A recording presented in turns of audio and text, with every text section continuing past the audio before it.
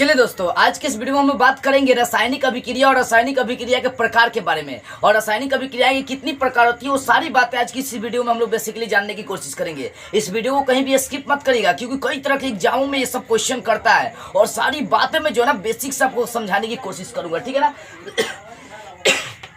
तो सबसे पहले हम लोग जान लेते हैं रासायनिक अभिक्रिया क्या होती है और रासायनिक अभिक्रिया के प्रकार जो होती है ना, वो सारे प्रकार यहाँ पर लिखा हुआ है। एग्जाम में पूछता है कई तरह के एग्जाम में, ठीक है ना।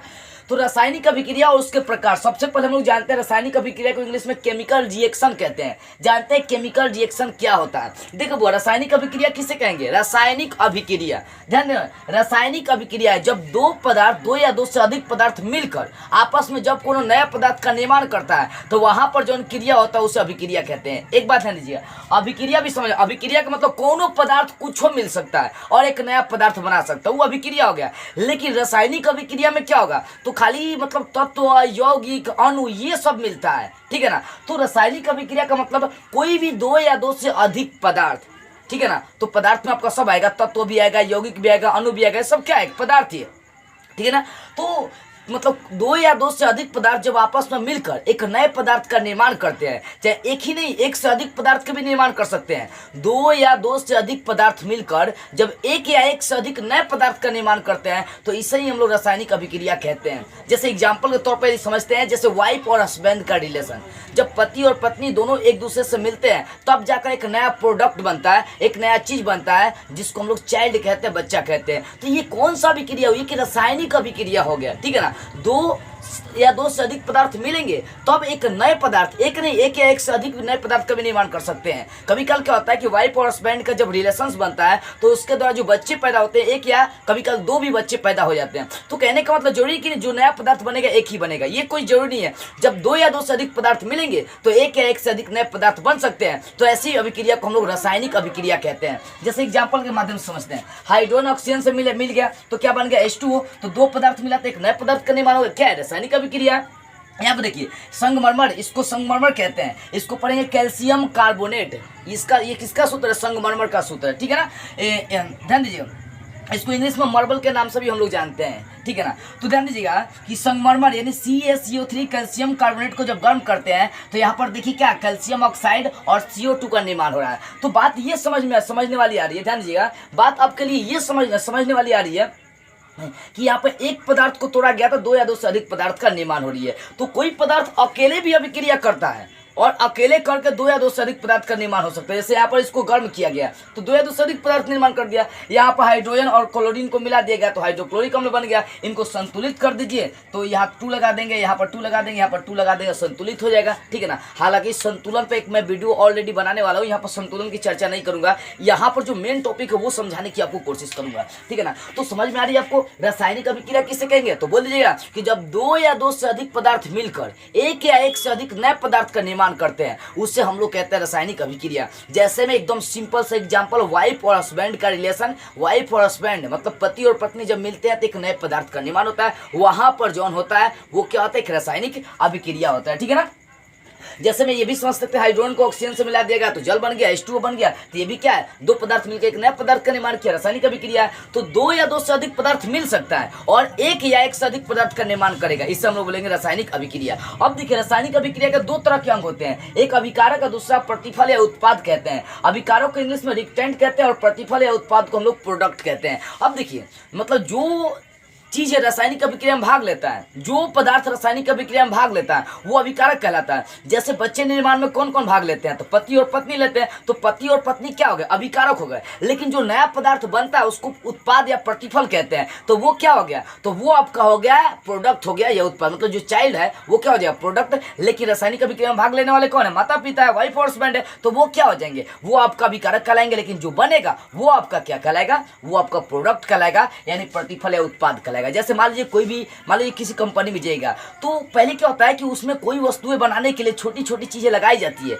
और लगाने के बाद जो नया प्रोडक्ट बनता है वो आपका जो नया बनेगा वो आपका उत्पाद या प्रतिफल होगा। लेकिन मतलब उसको बनाने में जो भाग लिया है उससे हम लोग क्या कहेंगे? उसे कहेंगे अभिकारक, इंग्लिश में रिएक्टेंट कहते हैं। तो समझ में आ रही होगी। तो रासायनिक अभिक्रिया किसे कहेंगे? तो जब दो या दो से अधिक पदार्थ आपस में मिलकर एक नए पदार्थ का, एक या एक से अधिक नए पदार्थ का निर्माण करते हैं, उसे रासायनिक अभिक्रिया कहते हैं, केमिकल रिएक्शंस कहते हैं। केमिकल रिएक्शन के दो अंग, एक अभिक्रिया में भाग लेंगे और दूसरा का नया निर्माण होगा, ठीक है ना। तो रासायनिक अभिक्रिया में भाग लेने वाले को अभिकारक, रिएक्टेंट कहते हैं, और उसके फलस्वरूप जो नया पदार्थ बनता है उसे प्रतिफल या उत्पाद कहते हैं। जैसे यहाँ पर देखिए, ये सब रासायनिक अभिक्रिया में भाग ले रहे हैं, तो ये आपका क्या अभिकारक है, मतलब तीर चीर के आपका देखिए लेफ्ट साइड में ये अभिकारक है, और राइट साइड में आपका क्या प्रतिफल है, क्योंकि ये बन रहा है, ये भाग ले रहा है, मिलकर एक नया पदार्थ बना रहा है, तो ये प्रतिफल, ये भी आपका अभिकारक और ये प्रतिफल, ये अभिकारक और ये क्या हो गया, प्रतिफल। तो रासायनिक अभिक्रिया में भाग लेने वाले को अभिकारक कहते हैं और उसके फलस्वरूप जो नया पदार्थ बनता है उससे प्रतिफल कहते हैं, ठीक है ना। तो रासायनिक अभिक्रिया की बात रही। अब रासायनिक अभिक्रिया के प्रकार की यदि बात करते हैं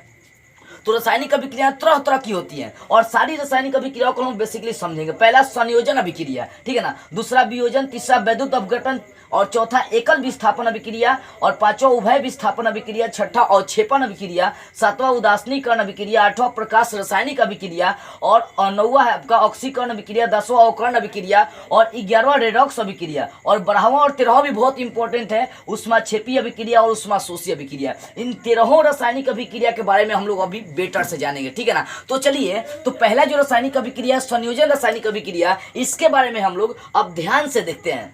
चलिए अब देखते हैं संयोजन अभिक्रिया। संयोजन अभिक्रिया को हम लोग इंग्लिश में कॉम्बिनेशन रिएक्शन कहते हैं। क्या कहते हैं? कॉम्बिनेशन रिएक्शन कहते हैं इंग्लिश में। किसको? संयोजन अभिक्रिया को। देखिए, संयोजन का मतलब क्या होता है? संयोजन मीन्स होता है मिलाना, छोटे छोटे टुकड़ों को मिलाकर एक नई पदार्थ बना लेना, वो क्या कहलाता है? संयोजन कहलाता है। तो यहाँ पर भी डिफिनेशन ठीक आपको वैसा ही देना है। संयोजन अभिक्रिया, जिसको इंग्लिश में कॉम्बिनेशन रिएक्शन कहते हैं, जब छोटे छोटे टुकड़ों को मिलाकर एक नया टुकड़ा बनाया जाता है, छोटे छोटे पदार्थों को मिलाकर जब एक नया पदार्थ बनाया जाता है तो उसे हम लोग संयोजन अभिक्रिया कहते हैं। जैसे आप देखिए, छोटे छोटे कण मिलकर एक नई पदार्थ बना रही है, दिखाई दे रहा है, मतलब एक छोटे छोटे पदार्थ मिलकर जब एक नए पदार्थ का निर्माण करते हैं। अब छोटे छोटे पदार्थ जोड़ने के दो ही मिलेंगे, 4, 5, मतलब 2 या 2 से अधिक पदार्थ, जब छोटे छोटे 2 या 2 से अधिक पदार्थ मिलकर एक नए पदार्थ का, एक बड़े पदार्थ का निर्माण करते हैं तो उसे संयोजन अभिक्रिया कहते हैं। देखिए, संयोजन मीन्स मिलाना, और छोटे छोटे पदार्थ को मिलाकर एक नया पदार्थ बनाने की क्रिया संयोजन अभिक्रिया कहलाती है, ठीक है ना। इसको संश्लेषण अभिक्रिया भी कहा जाता है। तो संयोजन अभिक्रिया किसी कहेंगे? देखिए, यहाँ पर छोटा छोटा पदार्थ मिलकर, जैसे कार्बन ऑक्सीजन से मिलकर कार्बन डाइऑक्साइड बना रही है, मैग्नीशियम को जब हवा में जलाया जा रहा है तो मैग्नीशियम ऑक्साइड बन रही है, पर जब फेरस को सल्फर से रिएक्शन कराई जा रही है तो फेरस सल्फाइड बन रहा है। और यहाँ पर कार्बन CO का मतलब क्या होता है? Carbon monoxide. जब कार्बन मोनोऑक्साइड को ऑक्सीजन से अभिक्रिया कराई जा रही है तो कार्बन डाइऑक्साइड ही बन रहा है। और यहाँ पर जब कैल्शियम, देखिए यहाँ पर कली चूना, ये CaO मतलब इसको कैल्शियम ऑक्साइड कहते हैं, ये कली चूना आपका है। जब कली चूना पर जल की एक बूंद गिराई जाती है तो आपका वो भाखड़ा चूना बन जाता है, मतलब कैल्शियम हाइड्रोक्साइड बन जाता है, जिसको बुझा हुआ चूना भी कहा जाता है, यानी CaOH होल ट्वाइस होता है। देख रहे हैं, छोटे छोटे पदार्थ मिलकर एक नए, एक बड़े पदार्थ का निर्माण कर रहे हैं। और ये रियल है कि जब छोटे छोटे पदार्थ मिलेंगे तो एक बड़ा पदार्थ बनेगा, ठीक है ना। मान लीजिए ये एक उंगली है, जब 5 उंगली मिल गया तो ये क्या होगा? संयोजन हो गया, ठीक है ना। तो छोटे छोटे पदार्थों को मिलाकर एक नई पदार्थ बनाना संयोजन अभिक्रिया कहलाती है। जैसे आप ये सब एग्जाम्पल ले सकते हैं, ठीक है ना, ये संयोजन है। अब दूसरा देखिए, वियोजन अभिक्रिया, जिसको इंग्लिश में डीकम्पोजिशन रिएक्शन कहते हैं। क्या कहते हैं? डीकम्पोजिशन रिएक्शन कहते हैं। देखो, संयोजन मीन्स था मिलाना, मतलब छोटे छोटे टुकड़ों को मिलाना, और वियोजन का मतलब होता है तोड़ना, वियोजित करना, बांट देना, यानी बड़का बड़का जो पदार्थ है उसको तोड़ देना, उसको मतलब है क्या करना, उसको छोटे छोटे कणों में विभाजित कर देना। जैसे भारत क्या था? तो एक बड़ा कण था, पहले पाकिस्तान भारत में था। बिहार क्या था? तो एक बड़ा राज्य माना जाता था। बिहार भी क्या हो गया? वियोजित हो गया। जैसे भारत से जब पाकिस्तान अलग हो गया देश आजादी के बाद, तो भारत क्या हो गया? वो डीकम्पोजिशन हो गया, मतलब डीकम्पोजिशन रिएक्शन वहां पर हो गया कि बड़े कण को तोड़ दिया गया। जैसे बिहार के संघ क्या था? झारखंड था, उड़ीसा भी आपका बिहार से जुड़ा हुआ था। तो ये सब क्या होगा? धीरे धीरे अलग हो गया, टूट गया। अब बिहार क्या हो गया? तो एक वियोजित राज्य बन चुका है, ठीक है ना। तो सही होता है, जब बड़का पदार्थ को तोड़ेंगे, यहाँ पर था छोटे छोटे पदार्थ को मिलाकर एक बड़ा पदार्थ बनाना है, और यहाँ पर बड़ा पदार्थ को क्या करना है? छोटे छोटे टुकड़ों में तोड़ देना है। जैसे मान लीजिए कि आपके पास ये मार्कर है, अभी ये आपका एक वियोजन, ये वियोजन अभिक्रिया कब होगा? जब इसको छोटे छोटे टुकड़े में आप काट देंगे। तो वियोजन वियोजन का मतलब क्या हो गया, डीकम्पोजिशन रिएक्शंस का मतलब होता है जब बड़े पदार्थ, देखो जैसे कैल्शियम कार्बोनेट, इसको संगमरमर कहते हैं, इंग्लिश में मार्बल के नाम से जानते हैं। तो संगमरमर को जब तोड़ेंगे ना, गर्म करेंगे ना, तो इसमें कैल्शियम ऑक्साइड और कार्बन डाइऑक्साइड, मतलब कली चूना और कार्बन डाइऑक्साइड आपका बन जाता है। ये जो CaO है ना, ये कली चूना है, इसका मतलब उपयोग हम लोग सीमेंट में करते हैं। सीमेंट है ना जो दीवार वार बनता है, ठीक है ना। तो ये बड़ा कण को देखिए छोटे छोटे कण में तोड़ दे रहे हैं। और यहाँ पर देखिए यहाँ पर पोटेशियम क्लोरेट है KClO3। अब देखो माचिस के जो डिब्बी होता है उस पर माचिस के तिल्ली जो होता है, तिल्ली देखे ना जो ऊपर लगा रहता है एकदम, जरा सा हम लोग आग लगाते हैं तो माचिस के तिल्ली पर यही लगा रहता है KClO3 पोटेशियम क्लोराइड ही लगा होता है, ठीक है ना। जब इसको गर्म करते हैं तोड़ते हैं तो पोटेशियम क्लोराइड और ऑक्सीजन बन जाता है, मतलब KCl और क्या बनता है O2 बन जाता है। तो बड़े बड़े पदार्थ को छोटे छोटे टुकड़ों में तोड़ देना क्या कहलाता है, वियोजन अभिक्रिया कहलाता है। तो जब बड़े बड़े पदार्थ को छोटे छोटे टुकड़ों में तोड़ दी जाती है तो उसे हम लोग क्या कहते हैं, वियोजन अभिक्रिया कहते हैं। जैसे एग्जाम्पल देख सकते हैं। अब तीसरा आपका अभिक्रिया आप देख सकते हैं वैद्युत अपघटन, वैद्युत अपघटन अभिक्रिया कहते हैं। देखिए वैद्युत अपघटन, वैद्युत का मतलब क्या होगा, जिसमें धारा प्रवाहित करी जा सके, मतलब धारा प्रवाहित करके उसको तोड़ी जा सके। धारा देखो वैद्युत का मतलब क्या होगा, वैद्युत का मतलब हो गया इलेक्ट्रिक, ठीक है ना।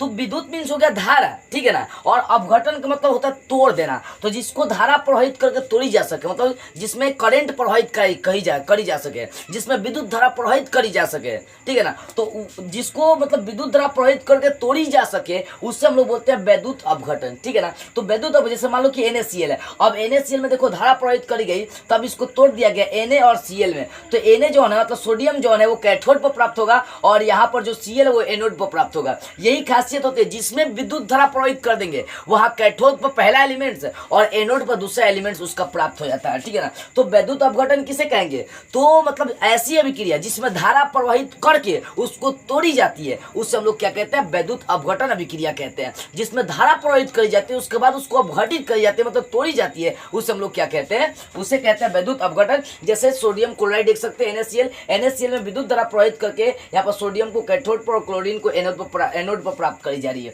जैसे एक और एग्जांपल आप देखिए, ये H2O क्या है, जल है। जल में विद्युत धारा प्रवाहित करके वहां पर हाइड्रोजन और ऑक्सीजन प्राप्त करी जा रही है। हाइड्रोजन कैथोड पर और ऑक्सीजन कहां पर प्राप्त हो रहा है, एनोड पर। तो इस तरह से ये आपका था वैद्युत अपघटन अभिक्रिया। अब इसका चौथा देखते हैं, एकल विस्थापन अभिक्रिया। अब देखिए एकल विस्थापन अभिक्रिया मतलब चौथी अभिक्रिया देख रहे हैं, एकल विस्थापन अभिक्रिया, इसको इंग्लिश में बोलते हैं सिंगल डिस्प्लेसमेंट रिएक्शन। क्या बोलते हैं, एकल विस्थापन अभिक्रिया को सिंगल डिस्प्लेसमेंट रिएक्शन। देखो वो यहाँ पर डिफिनेशन जो है इसका इसी में छुपा। एकल विस्थापन मतलब क्या है कि एक परमाणु जब किसी यौगिक के परमाणु को विस्थापित कर दे, मतलब जब कोई एक परमाणु किसी यौगिक के परमाणु को विस्थापित कर दे तो ये जो अभिक्रिया होती है एकल विस्थापन अभिक्रिया कहलाती है। मतलब एकल विस्थापन, एक को विस्थापित करने वाला अभिक्रिया, एक परमाणु को विस्थापित करने वाला अभिक्रिया एकल विस्थापन अभिक्रिया कहलाती है। जैसे यहाँ पर देखिए, मान लीजिए देखिए यहाँ पर ये Fe क्या है, एक परमाणु है और ये CuSO4 क्या है, एक यौगिक है। तभी यहाँ पर क्या होता है कि यहाँ पे क्रिया होती है कि जो ये Fe है ये क्या करता है, कॉपर को विस्थापित कर देता है। Cu को हटाकर देखिए उसका ग्रहण ले लिया, उसका स्थान ले लिया है। Fe यहाँ पर आ गया तो FeSO4 बन गया, कॉपर को क्या किया, विस्थापित कर दिया। तो यहाँ पर हो क्या रही है कि एक परमाणु किसी यौगिक के परमाणु को विस्थापित कर दे रही है, मतलब उस यौगिक के परमाणु को हटा दे रही है और उसका खुद स्थान ग्रहण कर ले रही है, ठीक है। देखिए यहाँ पर जब कोई एक परमाणु किसी यौगिक के परमाणु को हटाकर उसका स्थान खुद ग्रहण कर ले तो ऐसी अभिक्रिया को एकल विस्थापन अभिक्रिया कहते हैं, सिंगल डिस्प्लेसमेंट रिएक्शन कहते हैं, ठीक है ना। जैसे यहाँ पर ये कॉपर जो है ना सिल्वर नाइट्रेट में सिल्वर को विस्थापित कर देती है और उसका स्थान ग्रहण करके कॉपर नाइट्रेट बनाती है और सिल्वर को विस्थापित कर देती है। जैसे यहाँ पर देखिए जब जिंक और कॉपर सल्फेट की अभिक्रिया कराई जाती है तो जिंक क्या करता है, कॉपर को विस्थापित कर देता है, कॉपर को हटा देता है और उसका स्थान ग्रहण करके जिंक सल्फेट बनाता है, कॉपर विस्थापित कर देता है। तो यहां पर क्या कि एक परमाणु किसी यौगिक के परमाणु को विस्थापित कर रही है तो ऐसे अभिक्रिया को हम लोग क्या कहेंगे, एकल विस्थापन अभिक्रिया। डिफिनेशन ही है एक को विस्थापित करना है, मतलब किसी यौगिक के एक परमाणु को जब एक परमाणु से ही विस्थापित करेंगे, हटाएंगे तो वो आपका अभिक्रिया एकल विस्थापन अभिक्रिया कहलाती है। अब यहाँ से कुछ इंपॉर्टेंट ऑब्जेक्टिव क्वेश्चन देखते हैं जो कई तरह के एग्जाम में पूछते हैं। देखिए यहाँ पर जो फेरस है मतलब जो लोहा है वो कॉपर को विस्थापित कर दिया, कॉपर को हटा दिया। मतलब देखो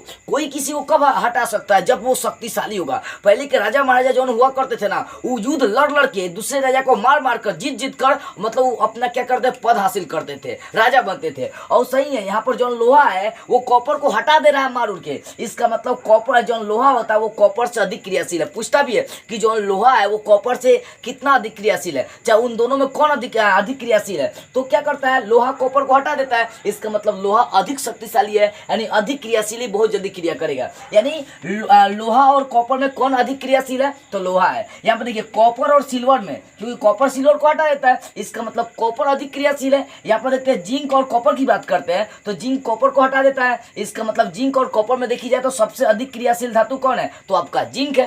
तो इस तरह से आपको क्वेश्चन याद रखिएगा, बस इतना याद रखना है। एकल विस्थापन अभिक्रिया, जब एक परमाणु किसी यौगिक के एक परमाणु को हटा दे, विस्थापित कर दे, तो उसे एकल विस्थापन अभिक्रिया कहते हैं। पांचवा देखिए उभय विस्थापन अभिक्रिया, इसको इंग्लिश में डबल डिस्प्लेसमेंट रिएक्शन कहते हैं। इसका एनसीईआरटी में नाम आपको द्विविस्थापन अभिक्रिया दिया है, ठीक है ना। तो उभय विस्थापन अभिक्रिया को हम लोग द्विविस्थापन अभिक्रिया कह सकते हैं। देखो यहाँ पर एक परमाणु को विस्थापित करना था, यहाँ द्वि मतलब उभय विस्थापन, उभय का मतलब दोनों में, या इसको द्विविस्थापन अभिक्रिया कह सकते हैं। मतलब क्या है कि दो परमाणु को आपको विस्थापित करना है। मतलब क्या करना है, दो परमाणुओं को विस्थापित करना, दो पदार्थों को विस्थापित करना है। मतलब जब किसी यौगिक के दो, मतलब जब किसी दो यौगिकों के परमाणुओं को आयन प्रदान करते हैं, उनके परमाणुओं का आदान प्रदान करते हैं, तो ऐसे अभिक्रिया को द्विविस्थापन अभिक्रिया कहते हैं। मतलब जब किसी पदार्थ या जब किसी दो यौगिकों के परमाणु को इधर उधर करेंगे, उसके अवयवों को आदान प्रदान करेंगे, परमाणुओं का आदान प्रदान मतलब इधर उधर करेंगे। जैसे यहाँ पर देखिए एक्स वाई ए बी, तो यहाँ पर क्या है कि एक बात देखने वाली आपको मिल रही है, ठीक है ना। यहाँ पर जो एक्स है वो किससे रिएक्शन कर लिया है, बी से,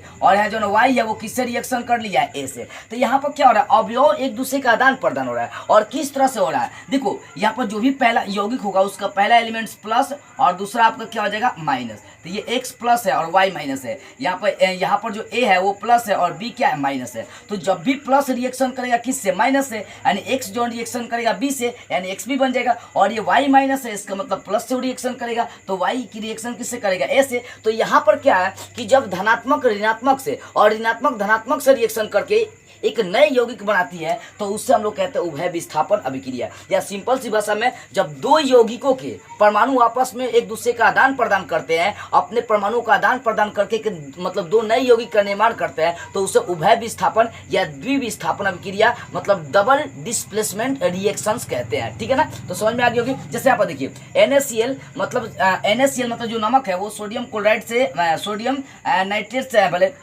सिल्वर नाइट्रेट से अभिक्रिया कर रही है, ठीक है ना। तो यहाँ पर सोडियम क्लोराइड जो है सिल्वर नाइट्रेट से रिएक्शन कर रही है, तो ये कैसे रिएक्शन करेगी, तो ये अपने अवयवों का आदान प्रदान करेगी। देखो कैसे करती है, इस बात को भी समझते हैं। यहाँ पर पहला plus Na plus Cl minus है, Ag प्लस और Cl माइनस है। तो यहाँ पर जो है प्लस Na है ये रिएक्शन करेगा किससे, माइनस वाला से, यानी NO3 से। तो यहाँ पर जब प्लस वाला माइनस से रिएक्शन करेगा तो क्या बनेगा, सोडियम नाइट्रेट। और यहाँ पर Cl माइनस है तो ये Ag से रिएक्शन करेगा, यानी आपका ये बना देगा AgCl, ठीक है ना, AgCl बना देगा। और ये जो अभिक्रिया होता है इसको क्षेपण अभिक्रिया भी कहते हैं। क्यों, क्योंकि इस अभिक्रिया में जो AgCl है मतलब सिल्वर क्लोराइड बैठ जाता है, ठीक है, जिसमें अवक्षेप जम जाता है।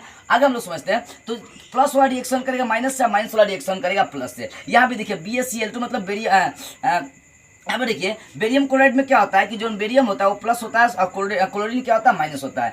यहाँ पर सोडियम सल्फेट में ये आपका सोडियम प्लस और सल्फेट माइनस। तो ये प्लस जो बेरियम है ये रिएक्शन करेगा किससे, सोडियम से, माइनस वाले से, तो आपको बना देगा बेरियम सल्फेट। और ये Cl जो माइनस है वो रिएक्शन करेगा सोडियम प्लस से, तो Cl की रिएक्शन करेगा सोडियम से, तो NaCl बना देगा। तो और यहाँ पर देखेंगे फेरस सल्फेट और सल्फ्यूरिकम। तो यहाँ पर फेरस प्लस और सल्फर माइनस, यहाँ पर H2 प्लस और सल्फेट क्या है, माइनस है। तो ये प्लस रिएक्शन करेगा माइनस से, यानी Fe रिएक्शन करेगा SO4 से, तो FeSO4 बनाएगा। और ये S माइनस है, H2 प्लस है तो H2S बन जाएगा। तो कहने का मतलब क्या है, यहाँ पर दो यौगिक है और दोनों यौगिक अपने परमाणुओं का आदान प्रदान कर रहे हैं, अपने परमाणु का आदान प्रदान करके दो गो नया फिर से यौगिक बना ले रहे हैं। तो इस घटना को द्विविस्थापन अभिक्रिया कहते हैं, ठीक है ना। तो समझ में आ गई। द्वि या उभय विस्थापन अभिक्रिया किसे कहेंगे, तो जब दो यौगिक अपने परमाणु का आदान प्रदान करके और दो नए यौगिक का निर्माण करेंगे, तो इसी अभिक्रिया को हम लोग कहते हैं द्विविस्थापन अभिक्रिया। यहाँ पर वही हो रही है, प्लस माइनस से माइनस प्लस रिएक्शन कर रही है। और रियल ट्रूथ यही है कि प्लस जब भी रिएक्शन करेगा तो माइनस से, जैसे लड़का जब भी रिएक्शन करेगा तो लड़की से, वही होता है। मतलब आकर्षण जब भी लड़का का होता है ज्यादातर लड़की की ओर होगा, और लड़की का ज्यादातर आकर्षण होगा तो किसकी ओर, लड़का की ओर होगा। ये मतलब क्या रियल ट्रूथ है। तो इस तरह से उभय विस्थापन समय में छठा देखिए अवक्षेपण अभिक्रिया, जिसको हम लोग क्या बोलते हैं, तो इसको बोलते हैं प्रेसिपिटेशन रिएक्शन कहते हैं। अवक्षेपण अभिक्रिया को प्रेसिपिटेशन रिएक्शंस कहते हैं। ध्यान दीजिए, अवक्षेपण अभिक्रिया में क्या होता है कि कुछ ऐसी अभिक्रिया होती है जिनका प्रतिफल उत्पाद के रूप में बैठ जाए, मतलब अलग हो जाता है, ठोस के रूप में अलग हो जाता है। जैसे मान लीजिए अब जल में आप बालू डाल दीजिए तो बालू का गलने वाला है, बालू तो अलग हो जाएगा आपका, सीधी सी बात है, तो बालू बैठ जाएगा। तो ऐसी ऐसी कुछ अभिक्रियाएं होती है जिसमें उसका प्रतिफल जो होता है ना ठोस के रूप में विलयन से अलग हो जाता है। तो इस घटना को हम लोग मतलब इस अभिक्रिया को अवक्षेपण अभिक्रिया कहते हैं। आज जौन पदार्थ आपका बैठ जाता है उसको अवक्षेप कहते हैं। जैसे बालू और जल को मिलाइए तो बालू बैठ जाता है, तो बालू क्या बन गया, अवक्षेप बन गया, ठीक है ना। जैसे आप आटा देखिए, आटा को आप चालते हैं ना कभी, तो जो उसमें से कोरैया सब निकलता है वो सब क्या हो गया, अवक्षेप हो गया, और जो कोरैया उसमें मिला हुआ है वो आपका क्या कहलाएगा, अवक्षेपण अभिक्रिया कहलाएगा। तो वही बात है, कुछ ऐसी अभिक्रियाएं होती है, कुछ ऐसी अभिक्रियाएं होती है जिसमें जो प्रतिफल होता है, प्रतिफल का मतलब जो बन रहा है वो क्या होता है, अलग हो जाता है। कभी का आप देखिएगा वाइफ हस्बैंड का जो रिलेशन होता है उससे जो पहले के जमाने में ज्यादातर देखी जाती थी, आज भी कुछ ऐसे केसेस आते हैं कि जब वाइफ और हस्बैंड मतलब पति और पत्नी मिलते हैं और उसके फलस्वरूप 9 महीने के बाद जो बच्चा बनता है वो कई बार देखी जाती थी कि राक्षस जाति का भी निकल जाता था, मानव जाति का नहीं। लोग कहता था कि वो शैतान है, ठीक है ना, उसका मूड़ी एकदम तंग है, मूड़ी अलग टाइप का है। मतलब आप सुने होंगे कि शैतान भी जन्म लिया है कई बार माँ के कोख से। तो वो देखो, कहने का मतलब क्या है कि जब रिएक्शन होती है ना तो कुछ पदार्थ अलग हो जाता है, विलयन से एकदम अलग हो जाएगा। तो ऐसी अभिक्रिया जो होती है वो अवक्षेपण अभिक्रिया कहलाती है, ठीक है। तो अवक्षेपण अभिक्रिया में क्या होगा, जैसे यहाँ पर देखो सोडियम क्लोराइड मतलब नमक की अभिक्रिया जब सिल्वर नाइट्रेट से कराते हैं तो NaNO3 मतलब सोडियम नाइट्रेट बन जाता है और AgCl का अवक्षेप प्राप्त हो जाता है, ठीक है ना। ये AgCl सिल्वर क्या होता है, सिल्वर क्लोराइड का होता है, पेंडी में बैठ जाता है। अभिक्रिया जब कराएंगे तो ये आपका क्या होता है, बैठ जाता है, ये आपका यहाँ पर अवक्षेप बनता है। तो जिस अभिक्रिया में अवक्षेप बनती है उससे हम लोग क्या कहेंगे, अवक्षेपण अभिक्रिया कहते हैं। मतलब जिस अभिक्रिया में प्रतिफल ठोस के रूप में विलयन से अलग हो जाएगी, ठोस पदार्थें बन जाएंगी और अवक्षेप बन जाएगा, उसे हम लोग क्या कहेंगे, अवक्षेपण अभिक्रिया कहते हैं। यहाँ पर रिएक्शंस कैसे होगा, तो यहाँ पर प्लस माइनस रिएक्शन लेकर चलेंगे कि यहाँ पर Na प्लस और Cl minus Ag plus NO3 minus. ये प्लस रिएक्शन जब भी करेगा माइनस से, Na रिएक्शन करेगा NO3 से तो आपका NaNO3 बना देगा, और Cl माइनस है और Ag प्लस है तो माइनस प्लस से रिएक्शन करेगा तो आपका AgCl बनेगा। यही अवक्षेप बैठ जाता है। जब अवक्षेप बैठता है ना तो उसको नीचे की तरफ दर्शा दिया जाता है, नीचे का तीर चिन्ह दिया जाता है। और वही जब मतलब गैस बनता है, मतलब वही जब गैस उस बनता है, निकलता है, गैस बनेगा तो उसको हम लोग बोलते हैं ऊपर ऐसे दर्शा देते हैं कि यहाँ से गैस का मतलब लीक हो रहा है, गैस लीक हो रहा है, ठीक है ना। तो ये सब कुछ संकेतित होते हैं जो आप जानने की कोशिश करेंगे। तो अवक्षेपण समझ में आ गई। अवक्षेपण का मतलब क्या हो गया, जहां पर अवक्षेप बनती है तो कुछ ऐसी रासायनिक अभिक्रिया है जिसमें प्रतिफल बताए थे ना, प्रतिफल का मतलब जो बनता है, तो ऐसी अभिक्रिया है जिसमें प्रतिफल ठोस के रूप में विलयन से एकदम अलग हो जाए, वो पेंदी में बैठ जाए। जैसे जल और बालू को मिलाएंगे तो बालू पेंदी में बैठ जाता है, तो बालू अवक्षेप हो गया, और वो जो अभिक्रिया हो गया वो आपका अवक्षेपण अभिक्रिया होगा। जैसे सोडियम क्लोराइड को जब सिल्वर नाइट्रेट से रिएक्शन कराई जाती है तो सोडियम नाइट्रेट बनता है और साथ में सोडियम क्लोराइड भी बनता है, तो ये आपका अवक्षेप बन जाता है। इसको हम लोग अवक्षेप कहेंगे और ये आपका अभिक्रिया जो होगा वो अवक्षेपण अभिक्रिया कहलाएगा। अब देखिए सातवां अभिक्रिया क्या, उदासीनीकरण अभिक्रिया, जिसको हम लोग क्या बोलते हैं, न्यूट्रलाइजेशन कहते हैं, न्यूट्रलाइजेशन रिएक्शन कहते हैं उदासीनीकरण अभिक्रिया को। देखिए उदासीनीकरण अभिक्रिया में क्या होता है कि अम्ल रिएक्शन करेगा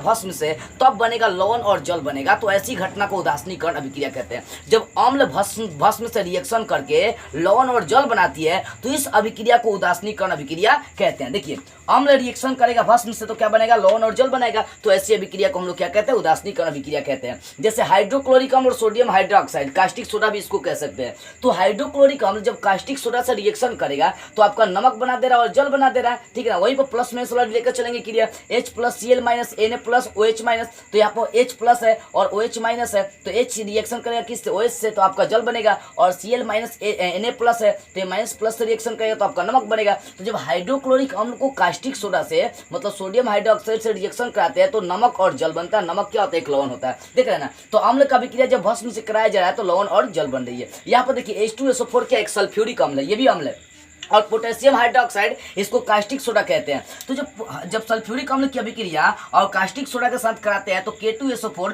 पोटेशियम सल्फेट बन रहा है, और ये भी क्या एक लवण है, और साथ में क्या बन रही है, जल बन रही है। तो जब अम्ल भस्म से अभिक्रिया करके लवण और जल बनाती है तो ऐसे अभिक्रिया को हम लोग उदासीनीकरण अभिक्रिया कहते हैं। अब हम लोग देखते हैं जरा से यहाँ पर देखिए, अब हम लोगों का 8वां जो है ना प्रकाश रासायनिक अभिक्रिया है। तो इसको भी अब चलिए इसको देखते हैं प्रकाश रासायनिक अभिक्रिया क्या होती है। अब देखिए प्रकाश रासायनिक अभिक्रिया, प्रकाश रासायनिक अभिक्रिया को हम लोग फोटोकेमिकल रिएक्शन कहते हैं। क्या कहते हैं, फोटोकेमिकल रिएक्शन। तो प्रकाश रासायनिक अभिक्रिया क्या होता है, ऐसी रासायनिक अभिक्रिया जो प्रकाश की उपस्थिति में होती है उसे हम लोग प्रकाश रासायनिक अभिक्रिया कहते हैं। जैसे आप देखिएगा हाइड्रोजन की अभिक्रिया जब क्लोरीन से अंधेरे में कराइएगा तो वहां पर कोई अभिक्रिया नहीं होती है, और वही अब जब प्रकाश की उपस्थिति में कराएंगे तो हाइड्रोक्लोरिक अम्ल बन जाती है, ठीक है ना। तो जब किसी अभिक्रिया को प्रकाश की उपस्थिति में, सूर्य के प्रकाश की उपस्थिति में कराई जाती है तो ऐसी अभिक्रिया प्रकाश रासायनिक अभिक्रिया कहलाती है। हाइड्रोजन की अभिक्रिया क्लोरीन से अंधेरे में नहीं होती है, प्रकाश की उपस्थिति में होती है, तब जाकर हाइड्रोक्लोरिक अम्ल बनती है। जो पेड़ पौधे भोजन बनाते हैं वो क्या करते हैं, वायुमंडल से कार्बन डाइऑक्साइड खींचते हैं और साथ में धरती के अंदर से जल खींच लेते हैं, और उनको सूर्य के द्वारा प्रकाश मिल जाता है, और उनके अंदर तो क्लोरोफिल होता ही है। पत्तियां हरी क्यों होती है, क्लोरोफिल के कारण से। तो ये चार पदार्थ मिलकर वो ग्लूकोज का निर्माण करती है, मतलब वो अपना भोजन बनाते हैं पेड़ पौधे, ठीक है ना। तो यहाँ पर कहने का मतलब जो पेड़ पौधे में प्रकाश संश्लेषण की क्रिया होती है वो सूर्य प्रकाश के बिना संभव नहीं। अगर प्रकाश नहीं होगा तो उनका प्रकाश संश्लेषण की क्रिया नहीं होगी। तो यहाँ पर कार्बन डाइऑक्साइड क्रिया जल से करता है, और सूर्य प्रकाश भी चाहिए, पर्णहरित भी, क्लोरोफिल भी होता है। ये सब पदार्थ मिलकर ग्लूकोज बनाते हैं। ये पूछता भी ग्लूकोज का सूत्र क्या होता है, C6H12O6, ठीक है ना। और साथ में ऑक्सीजन गैस निकलता है जिसको हम लोग खींचने का काम करते हैं। हम लोग खींचते तो ऑक्सीजन है, ठीक है ना, लेकिन छोड़ते कार्बन डाइऑक्साइड है। जो कार्बन डाइऑक्साइड छोड़ते हैं उसको पेड़ पौधे खींच लेते हैं और उससे अपने क्या करते हैं, भोजन बनाने का काम करते हैं। तो प्रकाश संश्लेषण की क्रिया भी प्रकाश की उपस्थिति में ही संभव है। तो जिसमें प्रकाश मतलब ऐसी अभिक्रिया जो प्रकाश की उपस्थिति में होगा वो आपका प्रकाश रासायनिक अभिक्रिया कहलाएगा। और 9वां आपका रासायनिक अभिक्रिया देख सकते हैं, ऑक्सीकरण अभिक्रिया, ऑक्सीडेशन रिएक्शन इसको इंग्लिश में कहते हैं। अब देखो बुआ, ऑक्सीकरण अभिक्रिया क्या होता है, तो ऐसी अभिक्रिया मतलब ऐसी अभिक्रिया जिसमें किसी तत्व या यौगिक से, मतलब जिसमें किसी तत्व या यौगिक से ऑक्सीजन का संयोग हो और हाइड्रोजन का निष्कासन हो, वो कहलाता है आपका ऑक्सीकरण अभिक्रिया। देखो ऑक्सीकरण में क्या होता है कि ऑक्सीजन जुड़ेगा, किसी भी तत्व या यौगिक से जुड़ेगा, लेकिन हाइड्रोजन हटेगा, तब वो कहलाएगा आपका ऑक्सीकरण अभिक्रिया। और अवकरण में क्या होता है, रिडक्शन अभिक्रिया में क्या होता है कि उसमें, अभी इसमें क्या था, ऑक्सीकरण में ऑक्सीजन जुड़ रहा था तो इसमें ऑक्सीजन का निष्कासन होगा, उल्टा होता है ये एक दूसरे का, ठीक है ना। तो ऑक्सीकरण में ऑक्सीजन जुड़ता है और हाइड्रोजन हटता है, और यहाँ पर अवकरण में आपका हाइड्रोजन जुड़ेगा और ऑक्सीजन हटने का काम करेगा, ठीक ये एक दूसरे का उल्टा चलता है। और जब ऑक्सीकरण और अवकरण जब ये दोनों मिल जाएंगे तो आपका बन जाता है रिडॉक्स अभिक्रिया, ठीक है ना। तो ये सारी बातें हम लोग समझते हैं। देखो ऑक्सीकरण अभिक्रिया का सिंपल सा डिफिनेशन देना है कि जब किसी तत्व या यौगिक से ऑक्सीजन का संयोग होता है और हाइड्रोजन का निष्कासन होता है तो उससे हम लोग बोलते हैं ऑक्सीकरण अभिक्रिया। मतलब जहां पर ऑक्सीजन का संयोग हो जाएगा चाहे हाइड्रोजन का निष्कासन होगा,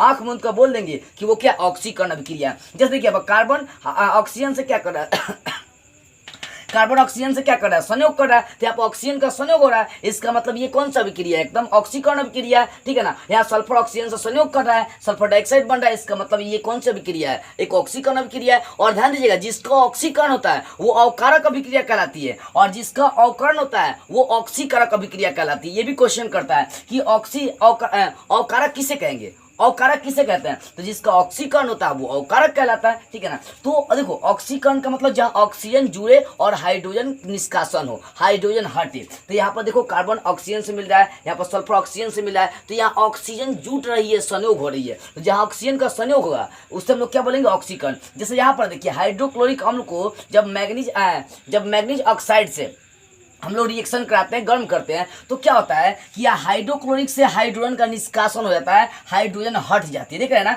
यहाँ जब रिएक्शन कराएंगे इससे तो क्या होता है, हाइड्रोजन यहाँ से विस्थापित होकर MlCl2 और जल बनाता है, मतलब प्लस वाला रिएक्शन करेगा, माइनस से O2 से रिएक्शन करेगा। तो यहाँ पर HCl से हाइड्रोजन का निष्कासन होता है, इसका मतलब ये जो HCl है ये क्या है, एक ऑक्सीकरण है, ये अवकारक कहा जा सकता है, क्योंकि जिसका ऑक्सीकरण होता है वो अवकारक कहलाता है। तो यहाँ पर HCl का ऑक्सीकरण होता है, क्यों, क्योंकि यहाँ पर हाइड्रोजन का निष्कासन हो रहा है। तो जहां पर हाइड्रोजन का निष्कासन हो, चाहे ऑक्सीजन का जुड़ाव हो, वो कहलाता है ऑक्सीकरण अभिक्रिया, ऑक्सीडेशन रिएक्शन कहलाता है। ये बात आप बेटर से याद रखिएगा, ठीक है ना। तो इस तरह से आपका ऑक्सीकरण हो गया। अब 10वां पढ़ते हैं अवकरण अभिक्रिया, जिसको इंग्लिश में रिडक्शन अभिक्रिया कहते हैं। अभी ऑक्सीकरण में देख रहे थे कि ऑक्सीजन जुड़ रहा था, लेकिन इसमें ऑक्सीजन अब हटेगा, उसमें हाइड्रोजन हट रहा था, तो इसमें हाइड्रोजन क्या होगा, जुटेगा। तो इसमें तो ऑक्सीजन का संयोग हो, और इसमें क्या होगा कि हाइड्रोजन का संयोग होनी चाहिए और ऑक्सीजन का निष्कासन होनी चाहिए।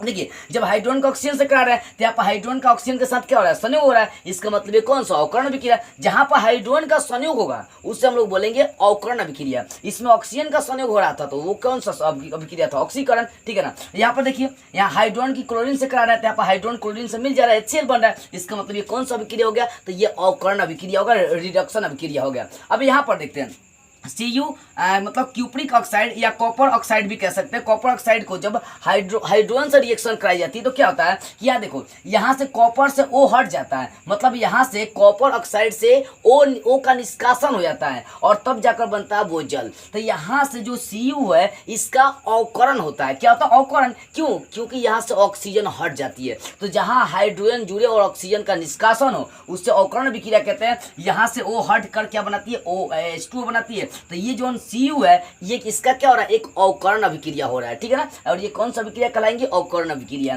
तो एक बात समझने वाली है अरे कि जहां ऑक्सीजन जुड़ेगा हाइड्रोजन हटेगा उसे ऑक्सीकरण कहते हैं, और जहां पर हाइड्रोजन जुड़ेगा और ऑक्सीजन का निष्कासन होगा उससे हम लोग अवकरण अभिक्रिया, रिडक्शन अभिक्रिया कहते हैं। एक बात और कि जिसका ऑक्सीकरण होता है वो अवकारक कहलाता है। जिसका ऑक्सीकरण होगा वो क्या कहलाएगा, अवकारक कहलाएगा, और जिसका अवकरण होता है उससे हम लोग उसको हम लोग ऑक्सीकारक कहते हैं, ठीक है ना। तो ऑक्सीकरण जिसका होता है उसको अवकारक कहते हैं, जिसका अवकरण होता है उसको ऑक्सीकारक कहते हैं, ठीक है। और उसके बाद 11वां देखिए, रेडॉक्स अभिक्रिया क्या होती है। तो जिसमें ऑक्सीकरण और अवकरण दोनों अभिक्रियाएं हो उससे हम लोग क्या कहते हैं, रेडॉक्स अभिक्रियाएं कहते हैं। मतलब ऑक्सीकरण और अवकरण अभिक्रियाएं दोनों मिलकर कौन सी अभिक्रिया बनाती है, रेडॉक्स अभिक्रिया। ऐसा एग्जांपल एक देखते हैं, क्यूप्रिक ऑक्साइड के जब हाइड्रोजन से रिएक्शन कराते हैं तो कॉपर और क्या बनता है, H2O बनता है। तो यहाँ पर देखिए क्या होता है, एक बात समझेंगे ध्यान से। यहाँ पर क्यूप्रिक ऑक्साइड क्या होता है कि यहाँ पर ऑक्सीजन और क्यूप्रिक ऑक्साइड से ऑक्सीजन का निष्कासन होता है, और जिसमें ऑक्सीजन का निष्कासन होता है उसे अवकरण अभिक्रिया कहते हैं। ये बात तो पक्की है ना। तो ध्यान देने वाली बात आ रही है कि यहाँ पर क्यूप्रिक ऑक्साइड से ऑक्सीजन क्या होती है, हट ही जाती है। ऑक्सीजन का क्या होता है, निष्कासन होता है। तो यहाँ पर क्यूप्रिक ऑक्साइड एक अवकरण हो गया, लेकिन साथ में ध्यान देने वाली बात है कि वो जो है ना हाइड्रोजन से रिएक्शन करता है, संयोग करता है। यानी यहाँ पर हाइड्रोजन का ऑक्सीजन से संयोग भी होता है। तो इसका मतलब यहाँ पर कौन सा अभिक्रिया, यहाँ ऑक्सीकरण भी अभिक्रिया हो रही है और यहाँ पर अवकरण अभिक्रियाएं भी हो रही है। दोनों साथ साथ अभिक्रिया हो रही है, और ऐसी अभिक्रिया को रेडॉक्स अभिक्रिया कहते हैं। आप समझिए कि यहाँ पर Cu से क्या होता है, O हट गया, मतलब वो O का निष्कासन हो गया। इसका मतलब यहाँ पर ये कौन सा अभिक्रिया, ये अवकरण अभिक्रिया हो गया। और साथ में जो O है वो हाइड्रोजन से मिल जा रहा है, संयोग कर रहा है। इसका मतलब यहाँ पर कौन सा, ऑक्सीकरण भी अभिक्रिया हो रही है। तो यहाँ पर दोनों ऑक्सीकरण और अवकरण दोनों अभिक्रियाएं होती है। इस कारण से इसको हम लोग रेडॉक्स अभिक्रिया कहते हैं। तो इस तरह से देखी जाए तो आपका 11 अभी अभिक्रिया क्लियर हो गया। अब अंतिम जो आपका अभिक्रिया बच रहा है ऊष्माक्षेपी और ऊष्माशोषी अभिक्रिया। चलिए अब जरा इस पर हम लोग गौर करते हैं। अब देखिए ऊष्माक्षेपी अभिक्रिया क्या होती है। ऊष्माक्षेपी अभिक्रिया मतलब ऊष्माक्षेपी, ऊष्माक्षेपी, छेपी का मतलब उत्पन्न करना। जौन अभिक्रिया ऊष्मा उत्पन्न करती है उसे हम लोग ऊष्माक्षेपी अभिक्रिया कहते हैं। और ऊष्माशोषी, जो अभिक्रिया ऊष्मा का शोषण करती है, अपने अंदर खींचती है, उसको ऊष्माशोषी अभिक्रिया कहते हैं। जैसे यहाँ पर देखो हाइड्रोजन की अभिक्रिया, जैसे नाइट्रोजन की अभिक्रिया जैसे ही हाइड्रोजन से कराएंगे तो आपका अमोनिया बनेगा और साथ में ऊष्मा बनता है। ये क्यू का मतलब ऊष्मा लेकर चलेंगे। तो कुछ ऐसी अभिक्रिया होती है जो मतलब क्या होती है कि ऊर्जाएं उत्पन्न करती है, ऊष्माएं उत्पन्न करती है, उससे हम लोग क्या बोलते हैं, ऊष्माक्षेपी अभिक्रिया होती है। जैसे मान लो खानदान हम लोग का, हर खानदान में एक ऐसा लड़का होता है जो अपनी गरीबी रेखा को तोड़ देता है, तो वो क्या होगा, ऊष्मा उत्पन्न कर रहा है। तो कहने का मतलब है कि कुछ ऐसी अभिक्रिया है जो ऊष्मा का उत्सर्जन करती है, ऊष्मा उत्पन्न करती है, वो अभिक्रिया ऊष्माक्षेपी कहलाती है। यहाँ पर हाइड्रोजन, यहाँ पर नाइट्रोजन हाइड्रोजन से रिएक्शन करके अमोनिया तो बना रही है और साथ में वो एक्स्ट्रा ऊष्मा भी बना रही है। तो जहाँ ऊष्मा बनती है, ऊष्मा का उत्पन्न होता है, जहाँ ऊष्मा उत्सर्जन होता है, उसे ऊष्माक्षेपी अभिक्रिया कहते हैं। ठीक है ना। आगे देखिए ऊष्माशोषी अभिक्रिया। उष्मा शोषी, उष्मा का जो शोषण करता है उसे हम लोग कहते हैं उष्मा शोषी अभिक्रिया। अब देखो यहाँ पर क्या है, अमोनिया, अमोनिया को तोड़ने के लिए मान लो पहाड़ तोड़ने जा रहे हैं, तो पहाड़ जैसे दशरथ माँ जी थे, पहाड़ तोड़े थे, आपको मालूम है ना, बहुत लंबा पहाड़ तोड़े थे, क्या किए थे, तो उनका हथौड़ी छेनी जब वो चला रहे होंगे तो उनकी एनर्जी जियान नहीं होगी, उनकी उष्मा, उनकी ऊर्जा जियान नहीं हो रही। तो यहाँ पर अमोनिया को तोड़ने के लिए उष्मा चाहिए, क्योंकि किसी भी बड़े चीज़ को तोड़ने ऐसे ही नहीं तोड़ा जा सकता है। अब मान लीजिए कि आप लकड़ी काट रहे हैं, तो आप टांगी उस पर चलाएंगे तो आपकी ऊर्जा नहीं लगेगी और वहाँ पर बहुत ज़्यादा ऊर्जा लगेगी, ठीक है ना। तो यहाँ पर क्या होता है कि ये बड़ा पदार्थ अमोनिया हो गया, अब इसको तोड़ने के लिए ऊर्जा चाहिए, ऊर्जा चाहिए, तो ऊर्जा का ये क्या करेगा, अमोनिया इसका शोषण करेगा, तब जाकर वो नाइट्रोजन और किसमें, हाइड्रोजन में टूट जाती है। तो जहाँ उष्मा, यहाँ पर उष्मा का शोषण हो रही है और यहाँ पर उष्मा बन रही है, तो जहाँ उष्मा का शोषण होगा उसे उष्मा शोषी, और जहाँ उष्मा का उत्सर्जन होगा उसे उष्मा छेपी कहते हैं, ठीक है ना। इस तरह से आप बातें समझ गए उष्मा छेपी और उष्मा शोषी क्या होता है। और इस तरह से आपका रासायनिक अभिक्रिया और रासायनिक अभिक्रिया के जो भी प्रकार होते हैं, जो भी तरह तरह के एग्जामों में पूछे जाते हैं, वो सारी बातें आपकी क्लियर हो गई। तो बस आज के इस वीडियो में इतना ही। अगले वीडियो में हम पढ़ेंगे रासायनिक समीकरण को कैसे संतुलित की जाती है, इस पर हम लोग वीडियो लेकर आएंगे। तो बस आज के इस वीडियो में इतना ही।